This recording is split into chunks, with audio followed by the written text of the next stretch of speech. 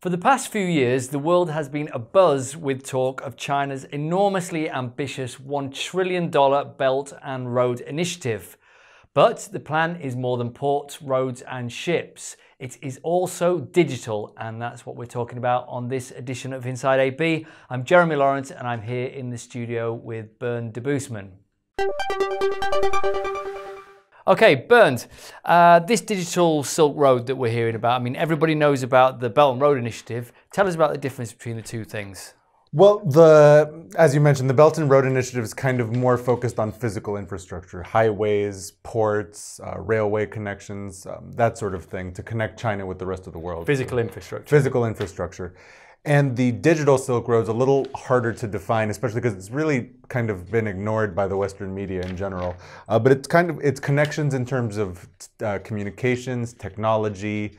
It could be anything from broadband connections to, for example, Chinese government and firms working to advance things like AI, robotics, cloud computing, etc. So it's less tangible, but at the same time, it's still very real, and it's happening very quickly, even in this region. Okay, so the private companies are getting involved from China.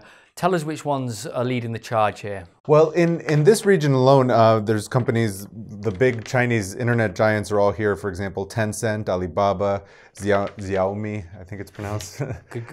I mean, it really runs the spectrum of Chinese telecom companies, Chinese tech companies in general. They're all kind of working to establish a presence in the UAE if they haven't already. For example, Alibaba has a $600 million plan to create a tech town over near Jebel Ali, and that's going to house about 3,000 firms that are working in different aspects of technology. You know, some of them might be working on apps, some on cloud computing, etc. And other companies like Xiaomi are now opening stores to sell their mobile phones kind of as an alternative to, for example, a Samsung. Right. So what does that mean for the companies here and the digital efforts that they're making? Well, for one thing, I mean, I've spoken to experts that think that what we'll soon see is more of the Chinese model of e-commerce. For example, in China every year there's something called Singles Day, which is kind of a shopping extravaganza. But now it's become much more digital also. People, you know, sign onto their apps and buy that way. And that's still something that's relatively in its infancy here in the region, but it's much more well advanced in China. So I think we'll start seeing a lot of companies use that Chinese model here. Right, right. Obviously, China faces a lot of competition from the West, particularly America and Silicon Valley, which has led the way. So what are the Chinese firms offering this region that the American ones aren't? Well, one thing I guess you could say is it's more economical for a lot of people. For example, in the Gulf, there's a lot of laborers from other parts of the world that are here. Some parts of the Middle East, like Egypt, the income per capita is not particularly high compared to, for example... But they are all digitally savvy, aren't they? They are very digitally savvy.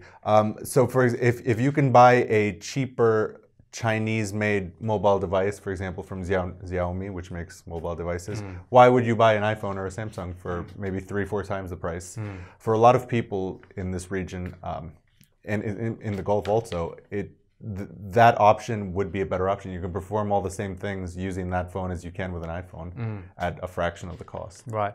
And then there's also, of course, the issue of you know, Chinese companies are happy to work with governments that American companies might not be. In different parts of the world, American companies have different privacy regulations, etc., that they want enforced in other countries. Chinese companies don't think along those lines necessarily. The culture is not too dissimilar in those respects. No, in a lot of ways, it's a better fit for the Middle East as a whole than an American company or a Western company. Great. All right. Well, thank you, Bernd. Well, you've been watching Inside AB. We've been talking about China's digital Silk Road. Please do let us know what you think about this. Are you seeing these phones and this technology coming into the market? What's your take on this? Please do comment, subscribe, share, and we'll see you every weekday, 10 a.m.